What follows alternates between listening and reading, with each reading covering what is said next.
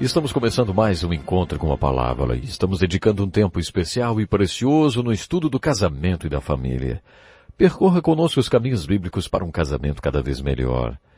Mais uma vez eu gostaria de começar com Jesus. Não importa o assunto, devemos sempre começar com Jesus. Em nosso último estudo, começamos por Moisés, porque Jesus mandou. Hoje, mais uma vez, veremos uma citação que Jesus fez de Moisés. Alguns fariseus aproximaram-se dele para pô-lo à prova e perguntarem-lhe, é permitido ao homem divorciar-se de sua mulher por qualquer motivo? Jesus respondeu, vocês não leram que no princípio o Criador os fez homem e mulher e disse, por essa razão o homem deixará pai e mãe e se unirá à sua mulher e os dois se tornarão uma só carne? Assim eles já não são dois, mas sim uma só carne. Portanto, o que Deus uniu, ninguém separe. Perguntaram eles, então, por que Moisés mandou dar uma certidão de divórcio à mulher e mandá-la embora? Jesus respondeu, Moisés permitiu que vocês se divorciassem de suas mulheres por causa da dureza de coração de vocês. Mas não foi assim desde o princípio. Eu lhes digo que todo aquele que se divorciar de sua mulher, exceto por imoralidade sexual, e se casar com outra mulher, estará cometendo adultério. Os discípulos lhe disseram, se esta é a situação entre o homem e a sua mulher, é melhor não se casar. Jesus respondeu, nem todos têm condições de aceitar esta palavra, somente aqueles a quem isso é dado. Alguns são eunucos porque nasceram assim, outros foram feitos assim pelos homens, outros ainda se fizeram eunucos por causa do reino dos céus. Quem puder aceitar isso, aceite. Depois trouxeram crianças a Jesus para que lhes impusesse as mãos e orasse por elas. Mas os discípulos o repreendiam. Então disse Jesus, deixem vir a mim as crianças e não as impeçam, pois o reino dos céus pertence aos que são semelhantes a elas. Depois de lhes impor as mãos, partiu dali. Isso está em Mateus capítulo 19, versos 3 ao 15. Nesse texto temos pelo menos 4 revelações da lei do casamento e da família. A primeira revelação é que o casamento é um laço de união entre o homem e a mulher. Foi isso que Deus planejou e é assim que Ele queria que fosse. Homem e mulher, macho e fêmea, foram criados e o Criador os uniu para que juntos formassem uma unidade. Jesus disse que os dois tornam-se uma só carne, os dois tornam-se um. Em outras palavras, eles estão unidos por Deus formando uma unidade. Esses laços que unem essas duas pessoas são providenciais. Deus colocou homem e mulher juntos, uniu-os e os mantém juntos. Esses laços são providenciais. Deus os colocou juntos. Deus os uniu. Só Deus pode mantê-los juntos. Isso torna esses laços providenciais. Foi ideia de Deus. Foi ideia dele. Deus os colocou juntos. Podemos então dizer que eles estão juntos aos olhos de Deus, porque foi segundo sua palavra. Deus os uniu pelo seu Espírito. Devemos então crer que a direção divina é a base para a decisão do casamento. Se não for pela direção divina, então é um tiro no escuro, é um risco. Se Deus colocou os noivos juntos, se os uniu, então esse é um casamento aos olhos de Deus. Uma vez visitei um casal que tinha passado 48 anos na China. Eles se casaram e logo foram para a China. Eu perguntei a esse casal de missionários se algum dia eles tinham pensado em divórcio. O homem logo foi respondendo, não, nunca.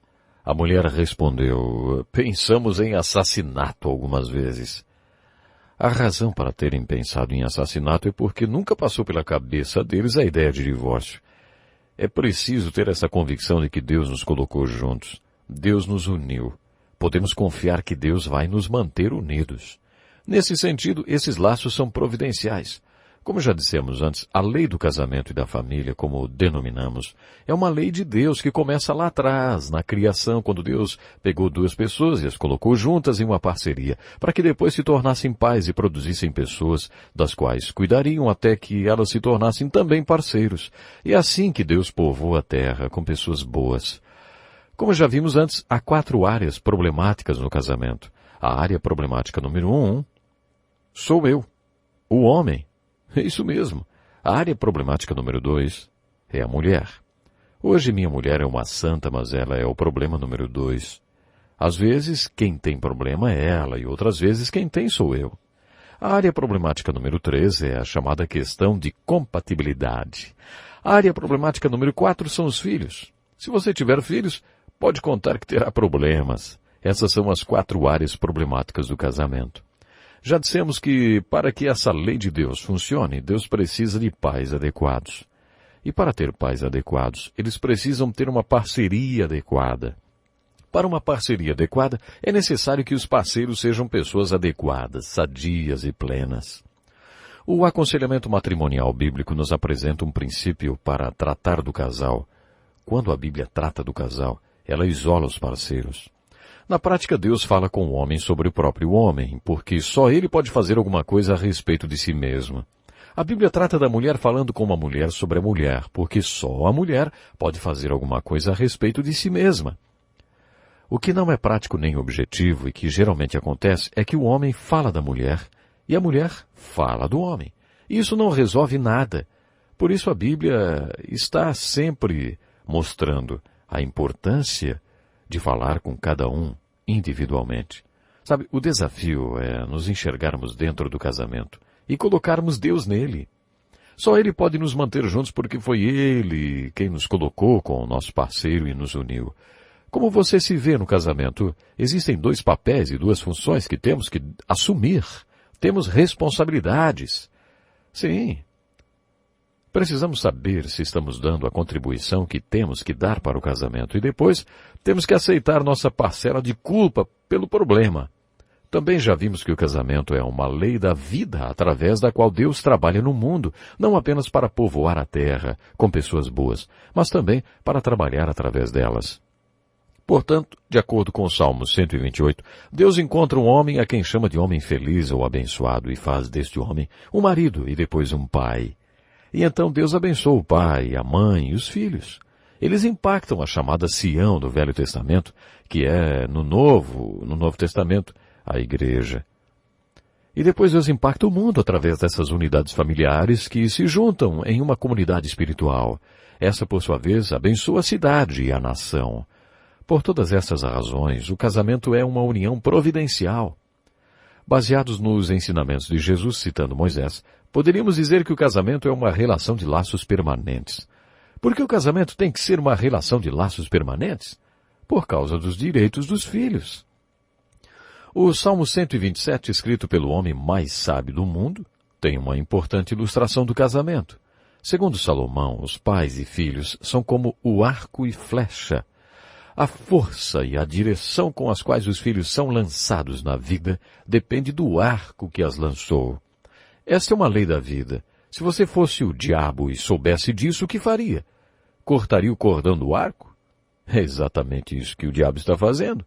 Se ele pode quebrar essa lei do casamento e da família, se esta lei é a forma como Deus povoa a terra com pessoas boas, se essa é a maneira como Deus trabalha no mundo, então se você fosse o inimigo, cortaria o cordão desse arco. É exatamente isso que ele está fazendo. Mas foi por isso que Jesus bateu o pé e em Mateus 19 fez do casamento uma relação de laços permanentes.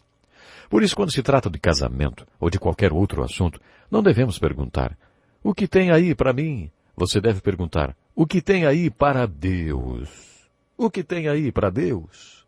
No treinamento para a preparação de estudos bíblicos, treinamos nossa equipe para que ela esteja apta para 3 coisas: observar, interpretar e aplicar. Observação, interpretação e aplicação. Talvez você já tenha ouvido isso. O observar pergunta, o que o texto está falando? A interpretação pergunta, o que significa? E a aplicação pergunta, o que significa para mim? Esta é uma forma maravilhosa de estudar a Bíblia. Mas há mais uma pergunta que deveríamos acrescentar sempre. O que significa para Deus? Esta pergunta é muito importante quando o estudo bíblico é sobre casamento e família nas Escrituras. O que ela diz? O que isso significa? O que significa para mim? E o que significa para Deus? No caso de casamento, podemos ainda acrescentar a pergunta, o que isso significa para os filhos? A lei da vida feita por Deus, a qual chamamos de lei do casamento e da família, é uma das coisas mais maravilhosas que já aconteceram no mundo. Ela criou o lar, uma instituição que automaticamente dá aos filhos 20 anos de criação antes de serem lançados no mundo para enfrentarem a vida. Isto é lindo. Os filhos precisam disto. Alguns chegam aos 40 anos e ainda não estão prontos. Em média, os filhos precisam de 20 anos para crescerem e estarem preparados para enfrentar a vida. A vida é incrível e às vezes complicada.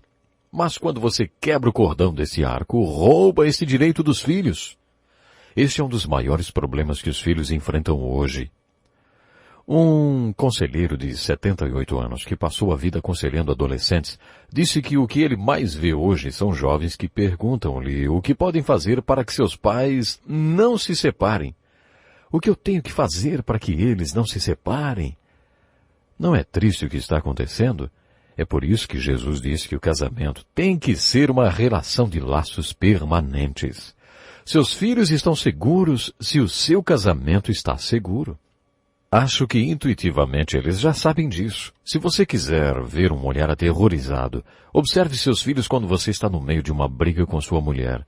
Observe o olhar deles, suas expressões. Eles sabem. Eu só fico seguro se o casamento está seguro. Por outro lado, se você quiser ver alegria, beije sua esposa na frente dos seus filhos. Eles podem até brincar com você, caçoar, mas tenho certeza que vão gostar de ver isto, porque eles sabem que quando seus pais se beijam, é porque as coisas estão bem. Certo dia, eu e minha esposa nos beijamos. Nossos filhos estavam quase de saída, prontos para pegarem o ônibus para irem à escola. Aí o caçula viu e falou, é isso que vocês dois ficam fazendo o dia todo por aqui, é? Os psicólogos dizem que é bom que eles pensem que é isto que fazemos durante o dia. Porque um dia essa criança cresce, torna-se uma mulher casada e descobre o prazer de beijar seu marido. Ela entra no casamento com uma atitude positiva em relação ao sexo. A segurança deles é tão sólida ou vulnerável como o casamento de seus pais. Quando as pessoas respondem nossos questionários, a maioria volta com perguntas referentes ao divórcio. O que especificamente as pessoas querem saber sobre o divórcio? Às vezes, quando as pessoas aceitaram Jesus, já tinham se casado 3 vezes antes de aceitar a Jesus. Então, quando se convertem, depois de 3 casamentos, têm filhos espalhados por todo o país. O que fazer? Eu gostaria de dedicar um estudo só para esse assunto. Casar e recasar. Essa é uma pergunta que merece atenção. O texto bíblico que lemos no estudo anterior não é o único texto do Novo Testamento a tratar do divórcio. Jesus sempre passou a lei de Deus pelo crivo do amor de Deus antes de aplicar essa lei na vida das pessoas. Eu vou repetir. Jesus sempre passou a lei de Deus pelo crivo do amor de Deus antes de aplicar a lei de Deus na vida das pessoas. A diferença entre Jesus e as autoridades religiosas é que os religiosos perdiam de vista o fato de que toda a lei de Deus veio do coração dele, cheio de amor pelo homem. O objetivo de toda a lei de Deus é expressar o seu amor pelo homem. Deus quer que vivamos da melhor maneira possível. Foi por isso que Ele nos deu Sua palavra. Sua intenção nunca, com todas essas regras, não foi ver a nossa infelicidade. Deus quer que sejamos felizes. Há um propósito para cada uma das leis de Deus nas Escrituras, que é o bem-estar do homem, porque Deus o ama. Agora, os fariseus, a autoridade religiosa daquela época, tinham perdido esta visão e simplesmente impunham a lei sobre as pessoas. Mas Jesus nunca desviou o ponto de vista correto. Ele sempre perguntou, por que Deus fez esta lei? De que maneira aquela lei expressava o amor de Deus pelo homem e o interesse dele pelo seu bem-estar? Por exemplo, o propósito da lei do casamento e da família é que tenhamos um lar cristão. Não é bom que o homem esteja só? Aqui a palavra homem é usada genericamente. Não é bom para o ser humano estar só. Deus afirma que tem prazer em colocar uma pessoa somente em família. Ele não quer que estejamos sós. Eu quero que você preste muita atenção nisso. Deus quer que estejamos em família. Logo que eu mudei para onde moro hoje, eu era um homem só. Também tinha muitas dívidas a pagar e andava no vermelho. Eu era o homem mais solitário da face da terra. No livro de Gênesis vemos que quando deixou sua casa, Jacó também era um homem só. Mas depois de 20 anos, quando voltou, Cruzou o mesmo riacho que tinha cruzado quando saiu de casa, mas agora ele tinha mulheres, filhos, rebanho, gado, e ele disse, quando cruzei este riacho não tinha nada, nada além de um cajado em minhas mãos. Agora Deus fez de mim um homem com uma grande família. Agora Deus fez de mim, sim, uma grande família. É realmente algo impressionante quando temos a família. Assim diz o nosso professor Dick. Faz pouco tempo nós tivemos em casa uma reunião de família com nossos 5 filhos e seus esposos e esposas e filhos. Hoje somos em 15 pessoas. Eu tenho que falar uma coisa. Desde que pus os olhos em minha mulher, nunca mais fiquei sozinho. Assim que cheguei na cidade, fui para uma igreja que tinha um coral no qual a minha esposa cantava. A minha irmã regia o coral. Jenny tinha um cabelo ruivo alaranjado que brilhava quando a luz batia nele. Ela parecia um anjo. Uma voz falou dentro de mim. Antes de deixar esta cidade, você vai se casar. Há muito tempo que eu andava de uma cidade para outra. Mas uma noite, eu vi uma moça e pedi a um amigo que nos apresentasse. Foi então que conheci a minha esposa. E para que ela não achasse que eu era muito apressadinho, esperei até o segundo encontro para pedir-lhe em casamento. Desde que a conheci, nunca mais me senti só. É isso que Deus quer. E não só para mim. Ele quer isso para todo mundo. Portanto, eu não acho que Cristo aprove a atitude de pegar uma lei criada para dar um lar feliz para as pessoas e usá-la para impedir que tenham este lar. Eu gostaria de compartilhar isso com vocês daqui a alguns estudos, quando nós gastarmos um programa inteiro sobre este assunto. Portanto, de acordo com Jesus e Moisés, o casamento é um laço providencial. É necessário que esse laço seja permanente. Mas ele também é exclusivo. O laço de casamento entre um homem e uma mulher é exclusivo em 2 sentidos. Por essa razão, o homem deixará pai e mãe. O casamento exclui os pais. Isto não quer dizer que não possamos ter um bom relacionamento com eles. Isso simplesmente quer dizer que você não mora mais na casa de seus pais. E se você é uma mulher, seu pai não é mais o seu cabeça. Ele não é mais sua cobertura, o marido é. Quando você se casa, é bem diferente. Alguém já disse, não sei em que se baseou que a principal causa do divórcio é a família. Eu sei que as famílias podem se intrometer e atrapalhar. Mas não se as pessoas entenderem essa exclusividade. Por isso, um homem deixa seu pai e mãe e aí se une à sua mulher.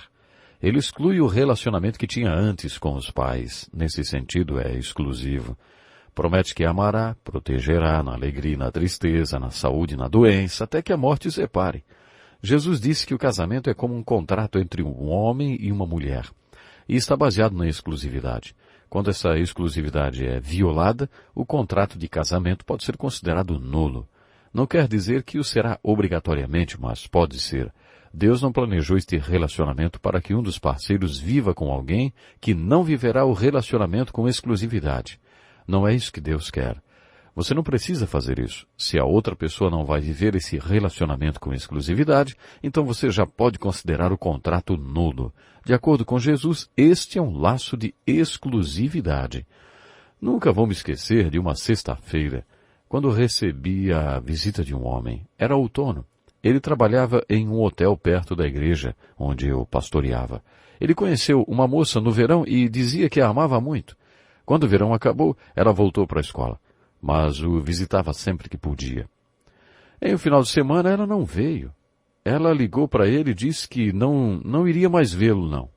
Aquele homem estava no meu escritório chorando. Ele estava muito magoado. Ele só chorava, na verdade. Ele disse que, para uma relação como aquela, com sentimentos tão profundos, deveria haver algum tipo de proteção.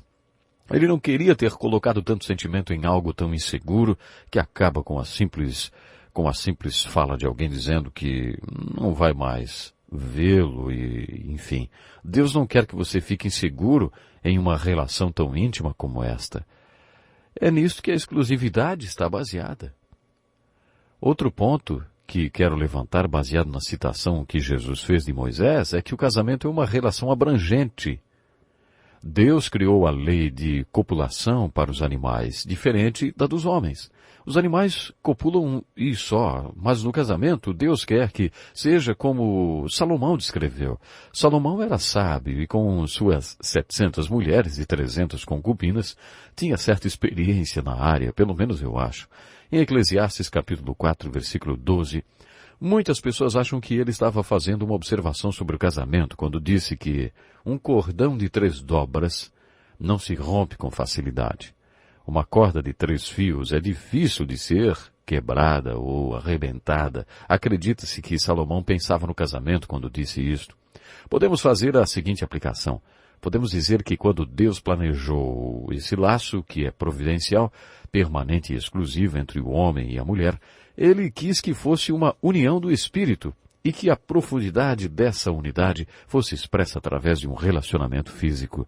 Em outras palavras, os planos de Deus é que haja uma comunicação mais profunda, que haja, na verdade, comunhão, que os seus espíritos tenham comunhão. E o casal deveria se comunicar e ter comunhão, coabitando. A forma mais profunda de comunicação que existe é o sexo entre 2 pessoas casadas. Esse foi o plano de Deus, que o sexo fosse a comunicação, a expressão da unidade da mente e do espírito. Agora cheguei no ponto que queria. Eu tenho um pedaço de madeira esculpido. É uma linda peça feita por crentes africanos. O único lugar onde você consegue uma peça como esta é na África. Nela está encravada uma frase impressionante que ilustra o plano de Deus para o casamento. Eu chamei de o cordão de 7 dobras do casamento. A figura é de um homem e uma mulher ligados de forma inseparável, como se fossem um. A palavra que está acima deles é unidade. Mas em que sentido eles são um? Será que é só por causa do relacionamento sexual? Não, claro que não. Há muito mais nesse laço que chamamos casamento. Estou apenas aplicando o que Salomão e Jesus disseram. Para mim, o casamento é um cordão de 7 dobras. Voltando à escultura da madeira, todos os laços são duplos, como se fosse uma rua de 2 mãos. Os laços entram e saem do homem e da mulher. O primeiro laço está em suas cabeças. Em cada uma há um laço. Considero este o laço espiritual que é o fundamento da unidade. Podemos dar a seguinte interpretação ao cordão de 3 dobras. O fio do centro é Jesus Cristo. O marido é um fio e a esposa outro, os 3 formando esse cordão de 3 dobras com Cristo Jesus. É como se fosse um triângulo com Deus no topo, o homem à esquerda e a mulher à direita. Tem um versículo para esse triângulo. Não se recusem um ao outro, exceto por mútuo consentimento e durante certo tempo, para se dedicarem à oração. Depois, unam-se de novo, para que Satanás não os tente, por não terem domínio próprio. Este é um conselho de Paulo quando escreve sobre o casamento. Vamos estudar 1 Coríntios 7, porque esse capítulo é considerado o capítulo do casamento da Bíblia. Na primeira parte do capítulo encontramos conselhos sobre relacionamento sexual para um casal cristão. Ele afirma que o casal pode se separar sexualmente por algum tempo. Ele começa dizendo, não se recusem um ao outro. Isso quer dizer, nunca rejeite uma relação sexual com o outro, o que significa que as dores de cabeça não estão na Bíblia. Sabe como é aquele tipo de coisa? Estou com dor de cabeça hoje. Hoje estou tão cansado ou cansada. Isso não está na Bíblia, não. A única justificativa aceitável na Bíblia para dizer não é um acordo mútuo de separação por um tempo para que o casal dedique-se à oração e ao jejum. Quer dizer que o laço espiritual não é apenas o casal que ora junto e fica junto. É maravilhoso orar junto, mas o texto não está dizendo que o casal que ora junto permanece junto. Ele está dizendo que o relacionamento mais íntimo entre o casal não é o relacionamento entre os parceiros. O relacionamento mais íntimo é o seu relacionamento com Deus. E isto é sempre individual e pessoal. Você não faz isso com outra pessoa. Ninguém aparecerá no dia do julgamento ao lado do marido da esposa. Você se apresentará sozinho. O seu relacionamento com Deus é sempre individual. O que o texto está dizendo é que se você realmente quer ter um casamento forte, então ande individualmente com Deus. Outro laço é a comunicação, e será esse que analisaremos a seguir. Durante o aconselhamento matrimonial, uma das primeiras coisas que vem à tona é comunicação. A comunicação entre nós acabou. Essa é uma reclamação muito comum e que aparece logo nos primeiros 5 minutos de conversa. A comunicação é um dos laços que nos faz um com a outra pessoa. É a ferramenta que mantém a unidade do casal. De acordo com as Escrituras, temos uma unidade com Deus e com Cristo, mas para que ela continue a existir, é necessário cultivá-la. Deus, por isso, nos fez assim. Nos fez para falarmos, com capacidade de comunicar, de expressar. Por isso nós temos os nossos momentos a sós com Deus. Ninguém acorda de um dia para o outro uma pessoa espiritual e cheia do Espírito. Temos que buscar isso diariamente. Restabelecer a comunicação todo dia. A mesma coisa acontece com o casamento.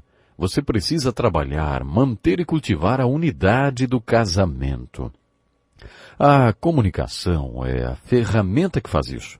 Muitas bactérias multiplicam-se no escuro, mas não conseguem viver sob a luz.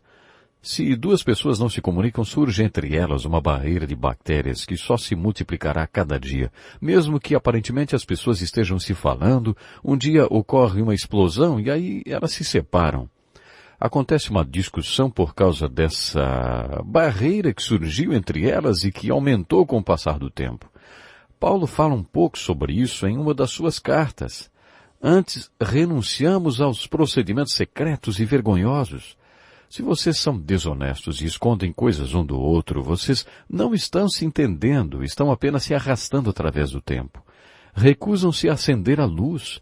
Comunicação é quando você acende a luz.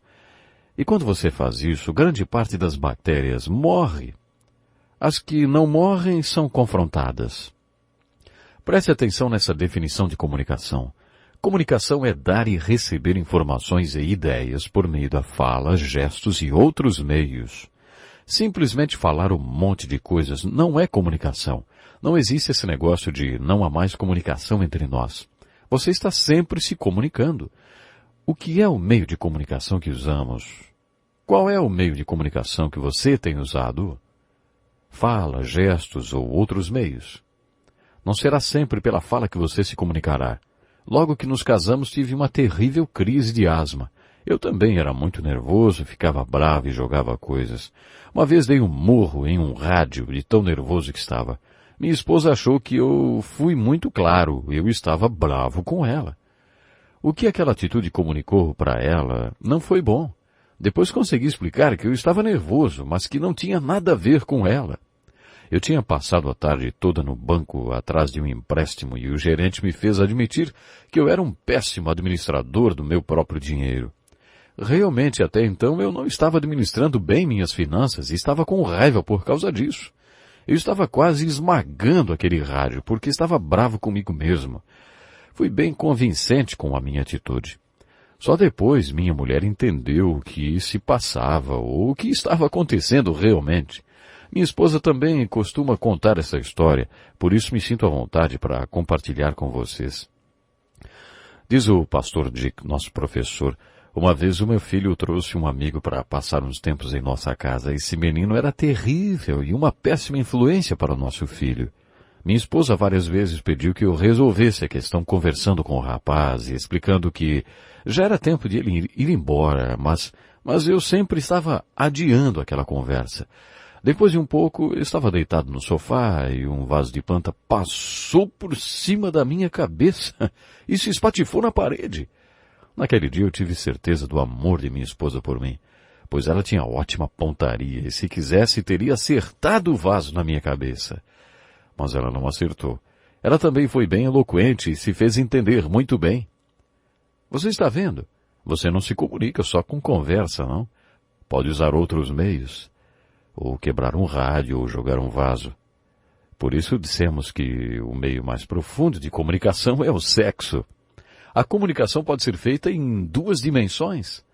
Para que a comunicação se estabeleça, alguém tem que enviar ou dar um sinal. Em uma comunicação de rádio, um emite um sinal e outro recebe. Às vezes a comunicação é estabelecida mais pelo que foi sentido do que com o que foi dito.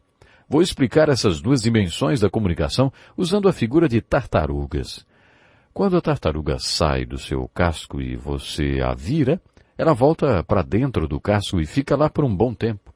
Quando você decide se comunicar com a outra pessoa, não estou me referindo a passa o sal, ou está chovendo hoje, refiro-me à comunicação de verdade, a compartilhar seus pensamentos, sentimentos, opiniões.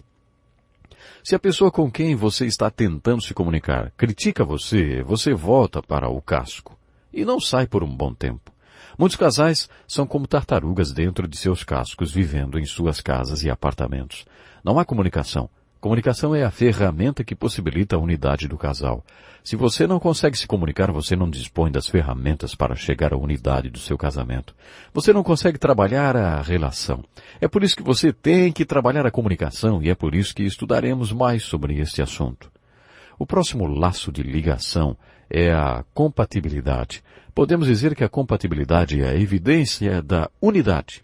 Os solteiros, aqueles que ainda não se comprometeram, têm que ouvir isto. Às vezes, depois de ter aconselhado o casal por algum tempo, pergunto como eles se conheceram. É incrível. Eles não poderiam ter escolhido pior parceiros para se casarem. Eles simplesmente não combinam. Não há nenhuma compatibilidade entre eles. Quando pensamos em compatibilidade, pensamos em um certo sentimento que nos atrai a outra pessoa. É importante que também haja essa compatibilidade física, é verdade. Mas estou falando de algo mais abrangente do que isto. Compatibilidade não é só essa química que há entre duas pessoas que se amam. Existe a compatibilidade de valores. E aí começam os problemas no casamento. Muitas vezes os jovens casam sem saber se tem alguma compatibilidade espiritual.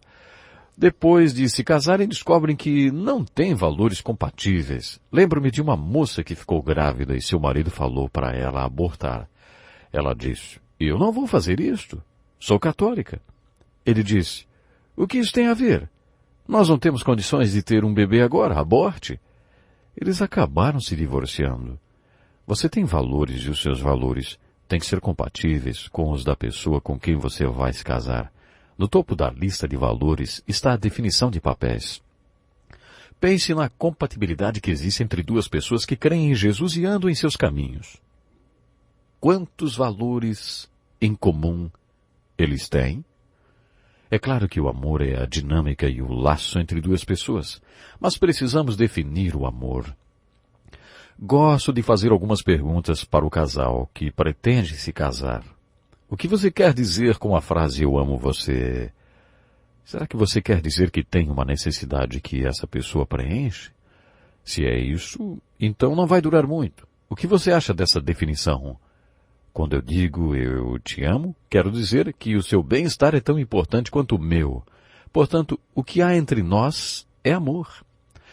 Melhorou, mas ainda não está bom. Se você buscar a definição bíblica para amor, você vai deparar com o maior causador de problemas no casamento, o egoísmo. Ao mesmo tempo vai se deparar com a maior dinâmica do casamento, o altruísmo, e preocupar-se mais com o outro do que consigo mesmo. Você vai se preocupar em servir ao seu parceiro, em servir ao outro. Em Atos capítulo 20, versículo 35, lemos essas palavras de Jesus. Há maior felicidade em dar do que em receber. Eu já vi casamentos serem transformados por causa dessa frase. As pessoas se casam porque querem receber. E se os dois quiserem só receber, ninguém vai receber nada. Haverá um vácuo. O casamento será um campo estéril. Se pudéssemos entender que mais vale dar do que receber. Um casamento com uma boa dinâmica é aquele em que um coloca o outro no centro de sua vida. Se as pessoas não conseguirem fazer isso, terão sérios problemas no casamento. Especialmente se tiverem filhos. Se você ainda não aprendeu a colocar os outros no centro de sua vida, não tenha filhos. Eu sinceramente acredito que o chamado para o casamento deve obedecer a uma orientação divina, assim como o chamado para ter filhos. Minha mãe teve 11 filhos e um dia perguntei a ela se ela faria tudo outra vez. Ela respondeu que sim, mas que antes decidiria por não viver para si mesma. Você pode achar o estranho que ela não tivesse sua própria vida, mas sabe de uma coisa? Ela era feliz. Teve um longo casamento e nunca leu nenhum livro sobre casamento, só a Bíblia. Era uma esposa e mãe muito feliz. Quando a questão é amor, o foco não deve estar em você. O grande problema nos dias de hoje é o egocentrismo. A solução para esse problema é colocar outras pessoas no centro de sua vida. Se o amor é a dinâmica do casamento, a compreensão é o que faz crescer sua unidade. É necessário que entendamos a diferença entre os sexos.